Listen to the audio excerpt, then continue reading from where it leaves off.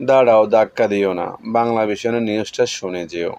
আমাদের ভারপ্রাপ্ত চেয়ারম্যান জনাব তারেক রহমান সাহেব জুলাই শহীদদের স্মরণে আশুরিয়া এক অনুষ্ঠানে কি বলছে শুনে যেও।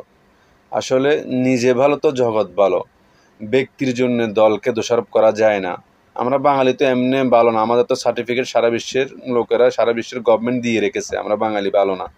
তো আমরা শুধু একটা দলকে দোষারোপ করে যাচ্ছি, একটা ব্যক্তিকে দোষারোপ করে যাচ্ছি।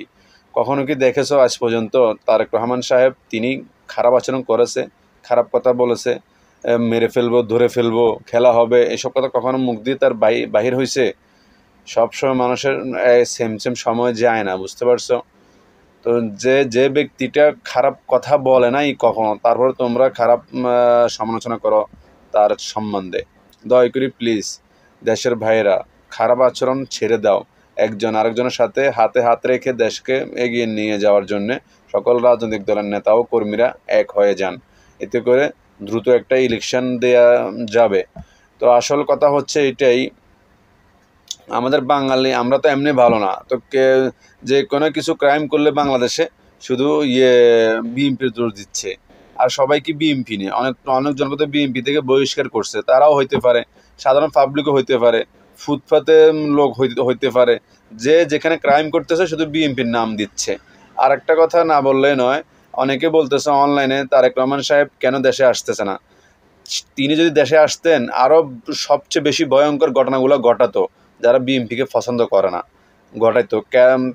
তখন কি বলতো, তারেক রহমান তিনি মদদ দিচ্ছেন।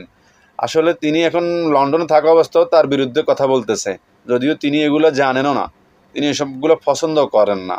আর দেশে থাকলে আরও বেশি মিথ্যা প্রচার করতো না, এই জন্য তিনি আসতেছেন না। তোমরা ফাও মিথ্যা প্রচার না করে ভাই, অন্যের দোষ না দেখে নিজে দেখো তুমি ভালো কিনা। ঠিক আছে, নিউজটা দেখো। ফলে উগ্রবাদ ও ফ্যাসিবাদ মাথাচাড়া দিতে পারে। জুলাই শহীদদের স্মরণে সাভারের আশুলিয়ায় এক অনুষ্ঠানে তিনি কথা বলেন। রাষ্ট্রের জনগণ রাজনৈতিক এবং অর্থনৈতিকভাবে শক্তিশালী হয়ে উঠলে ভবিষ্যতে কেউ দেশে ফ্যাসিবাদ কায়েম করতে পারবে না বলে আমরা দৃঢ়ভাবে বিশ্বাস করি। আর দেশকে কেউ তাবেদার রাষ্ট্রেও পরিণত করতে সক্ষম হবে না। তাহলে সম্মানিত উপস্থিতিবৃন্দ, সরকার এবং রাজনৈতিক নেতৃত্বকে জনগণের মুখাপেক্ষী করা গেলে রাজনীতিতে গুণগত পরিবর্তন করা সম্ভব। একই সঙ্গে জনগণের রাজনৈতিক ক্ষমতায় নিশ্চিত করাও সম্ভব হবে।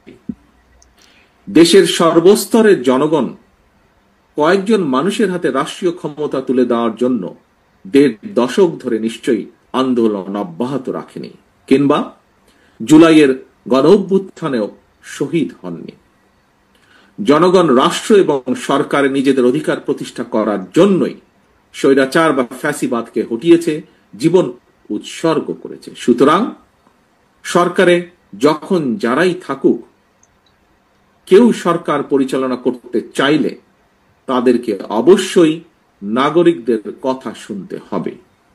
প্রতিটি নাগরিকের আশা ভাষা বুঝতে হবে।